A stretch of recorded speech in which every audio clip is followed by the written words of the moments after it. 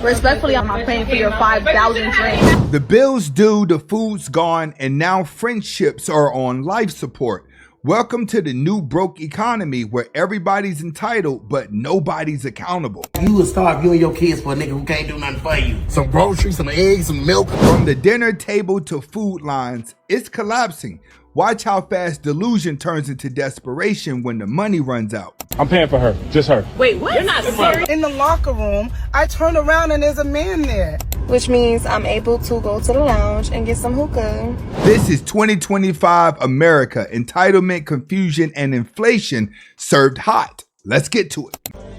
So the bill's $516, so I'm gonna just take out what I got, and then y'all can just split the bill on y'all own. Nah, but everybody's splitting the bill. Respectfully, I'm not paying for your 5,000 drinks. Because you knew this was an expensive restaurant, so why? It is a birthday gift. You gotta split the bill. You spend bread. I got myself chicken wings and french fries. Modern friendship dies right here. Not over betrayal, but over buffalo wings and bad math. Here until the bill is paid, because you're No. sorry. Y'all gonna stay here and split the bill. And nobody said y'all couldn't pay for y'all stuff. But Alex, just can you put my bill on a separate thing, please? Because I don't know why they talking jazzy over here. Notice how she's calm now. That's the sound of somebody realizing boundaries cost less than brunch. Hey, go upstairs real quick while I get these groceries from my baby daddy. Hey. Who is that? That's my man. What man? That nigga need to put groceries in the house. He not working right now. What that got to do with me? He work for the government. Translation: unemployed with benefits pending. He need to call Trump and let him know he ready to come back to work. You think I'm gonna feed you, your man, and the kids? He gotta go. I ain't leaving no groceries. Well, he not going nowhere. My daddy brought home the bacon. You don't think that head you giving is at least worth some groceries, some eggs, some milk for the kids? We've officially entered barter economy dating. Love language, inflation. So that's what you wanted to guess. No, I don't. Oh, see, I think it is. You put the wrong nigga. Why do you think it's okay for you not to provide just because I have a man? Because what is I'm providing for? Ain't there kids? You broke the family up. I didn't. To put another nigga in there that can't even bring y'all together. Do you know why I broke the family up? Why? Because you broke the family up first. How? Cheating. See, that's your problem. That's your problem. You so hungry, you bringing up old shit. Just take care of me, I'll give y'all the groceries. You finna go up in the house and take care of him on an empty stomach. That's my man. On an empty stomach? Hey, your boy get on Indeed, found him a job. We back. Even Indeed tired of these resumes, skills, arguing in parking lots. I just had the worst experience ever at Gold's Gym. Trans women are going into the women's locker room and not really caring about how women feel about it.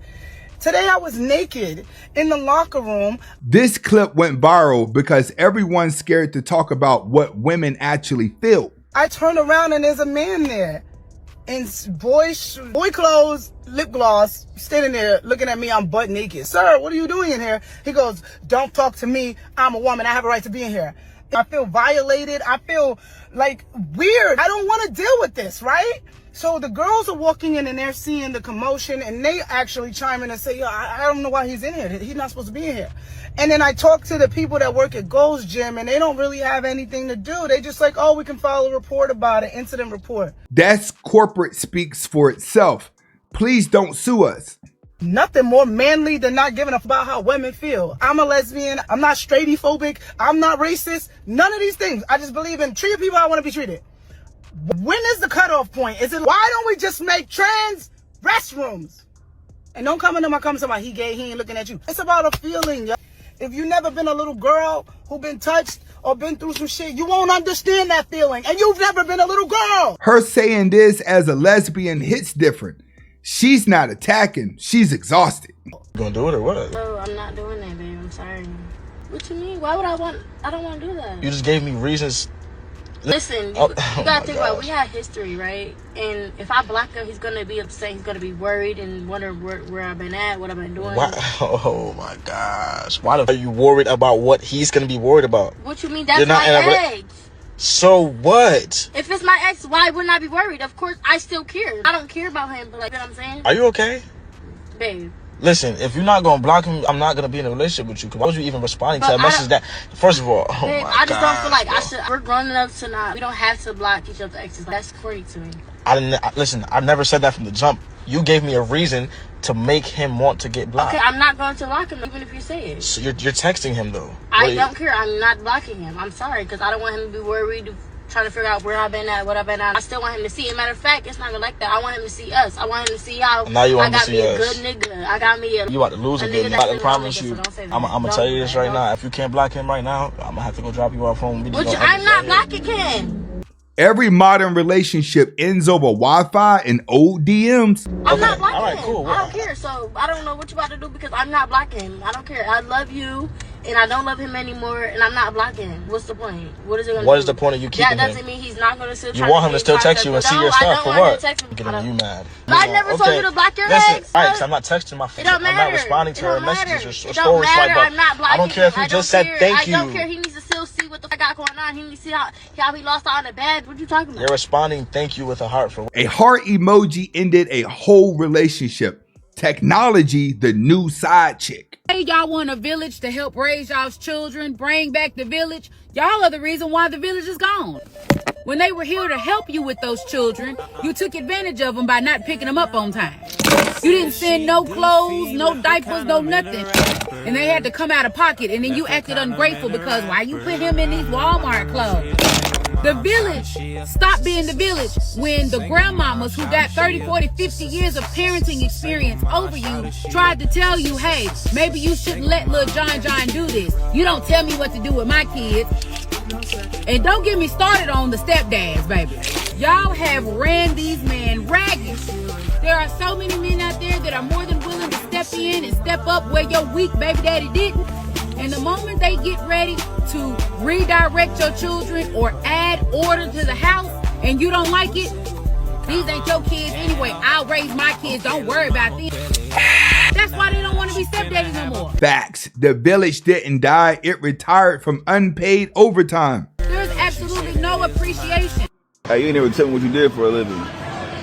I'm A makeup artist. makeup artist. Hell no. I don't date women unless they make over $150K a year. Then there's no way you're making $150K as a makeup artist. $150K? You tripping? Do your mom make $150K? She do make $150K. You niggas is different. You're out of pocket, bro. I ain't no new nigga. I was born in the 80s. I know my worth. So I need my women to make at least $150K. Mom, this girl's a makeup artist and she don't make over $100K a year. Should I be dating her? Exactly. All right, thank you, Mom. I'll call you back. Do you even make $150K? My mom's a doctor. She got a doctor's degree. Men flexing their mom's income, a new low. Exactly, Bob. She got her doctorates. You give me broke girl energy right now. That's not standards. That's delusion with a calculator. That's $90. I need $150K a year energy. Not makeup artist energy, not MUA. How many followers you got in the gram? Can I buy you a drink? She's not interested. This summer, meet the fridge protecting the snacks. It's really bad. Danielle Grant is starving. You know, I'm trying to see if I can get some food. Because we literally don't have anything to eat today or tomorrow. So we're going to try to make ends meet and we can. Desperate for food, nowhere to go. Grant and many others got to the Hope Line today just to make an appointment to come back later in the week for food. Resources are slim, leaving 40% of Bronxites without money to feed themselves. Some still in shock. We've heard things before, but it's like, they're not going to let people starve. That's ridiculous. But it's like, no, that's literally like what's happening. We hope the food pantries maintain open. This is the fallout nobody talks about. Dependency feels fine until the plug gets pulled. This woman's heart sank when she found out that she could no longer receive EBT. The first thing I did was grab my phone and call, and when I heard $0, my chest went into my throat. Maggie Aragon has been a SNAP recipient for more than 3 decades. Even with these benefits, she says she also relies on food banks to get enough food. I have depended on those benefits since the 1990s, and it's detrimental to my life if I don't get them. 30 years on SNAP. Poor lady. 30 years of assistance, that's not a program anymore. That's a lifestyle subscription.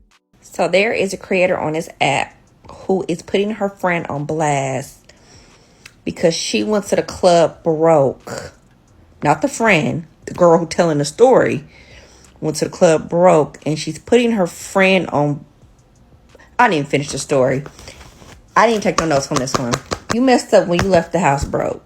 This is all 100% your fault. I ain't gonna fry you because you 21, you young, you learning.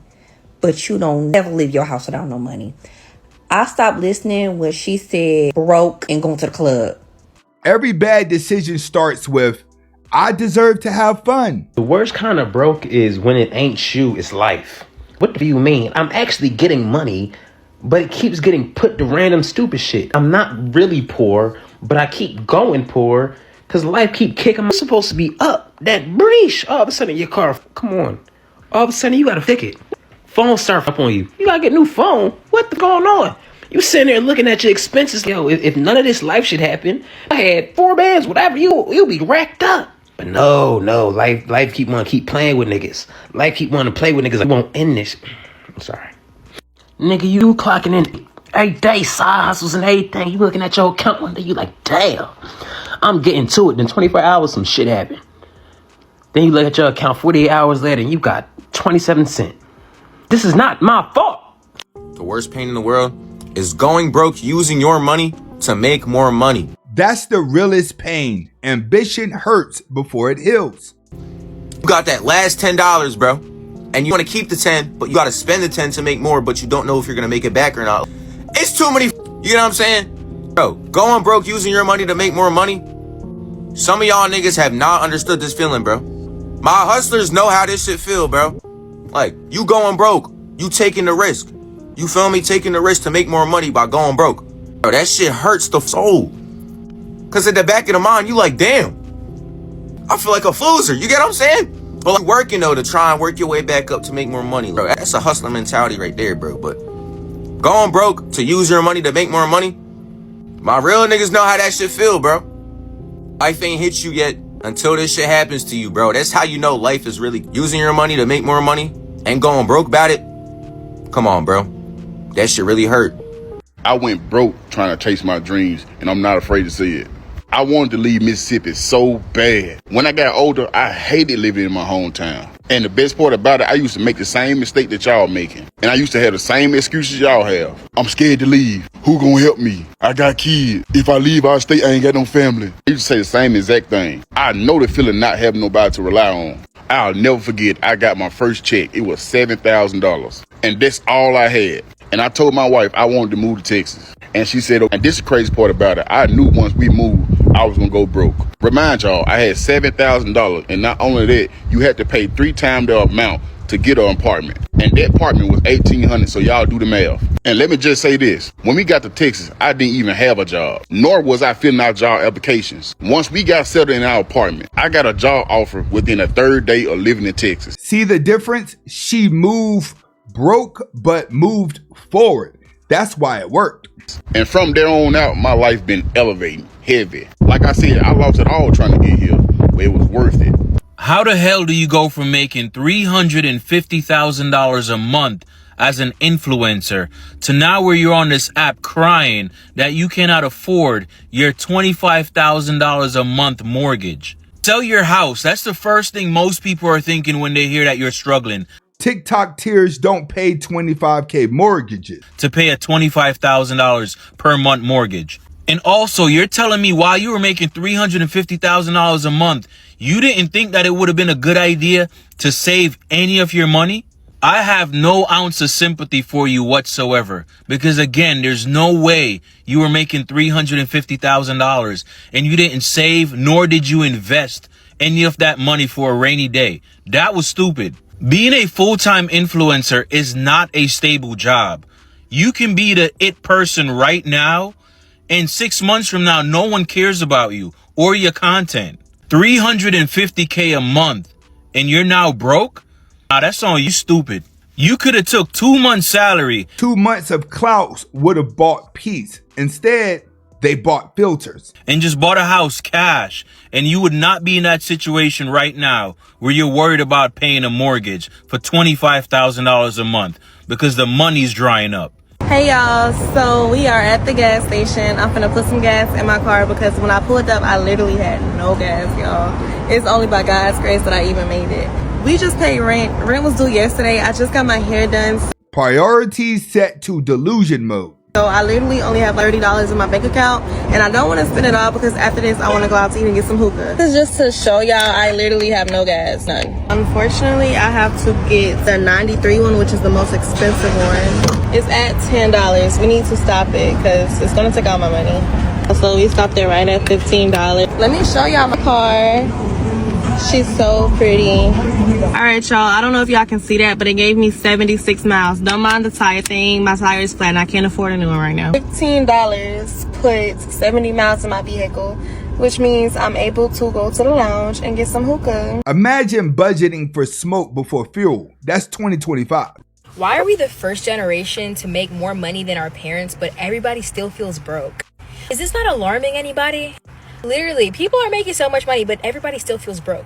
There's actually some millionaires who actually are living check to check more than you actually think. And the reason why this is happening is because the government just keeps printing more money. The more money that flows into the ecosystem, the more expensive things become, and nobody's wages is actually catching up with that either. $1,000 today is not the same $1,000 back in 2020, I'll tell you that much. $10,000 today is not the same $10,000 as it used to be back in 2020 either. $100,000 used to be a lot of money, right? But people who are earning $100,000 a year are also struggling. It's gonna get harder if you don't wake up and if you don't understand how money works and assets and financial literacy, you will struggle. So hear me on this. Learn financial literacy and save yourself. That's the real message. Stop blaming the system if you want to study the system. Did y'all see that video of that girl asking how all the OG influencers were making $30,000 to $50,000 a month and now they're broke and e-bagging on TikTok? What happened to all that money?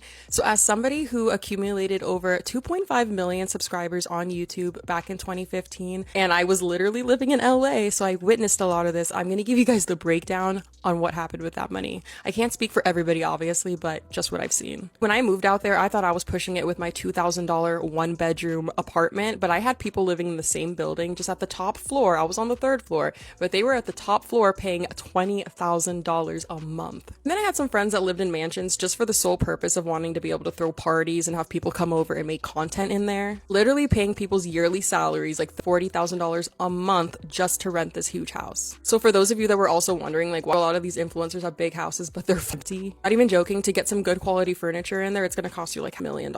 And don't even get me started on their Uber ego. It's like people reach a certain amount of followers and all of a sudden they can't use Uber X. Ew, we can't pull up to this party in a Prius. Order an Uber Black. Flex cultures cost more than inflation ever will. Why would we spend $250 to pull up to a party when we could spend $19.99? Half the cars that you see these people whipping around are rentals, and they're spending like $500 a day just to whip it around and try to act like they're somebody they're not. Babe, just because you hit 200K doesn't mean you need to go and get a C300 from Mercedes. Like, it's okay, drive your paid off Toyota. Maybe 1 out of 10 of my friends actually cooked their meals at home. Everybody was constantly going out to eat or hiring private chefs. When you start making all this money, a lot of people tend to forget that it might stop one day, so they're still going on these expensive vacations, buying all this designer, even if it's starting to dwindle, as they literally got used to that lifestyle. Girl, when I tell you the second I had enough money to buy a property, I bought one. I could only tell so many story times and do so many get ready with me's before people lose interest, okay? I had to be realistic about it. But I could see how most 21-year-olds are not thinking about that. More or less, a lot of these people ran through their money trying to look cool.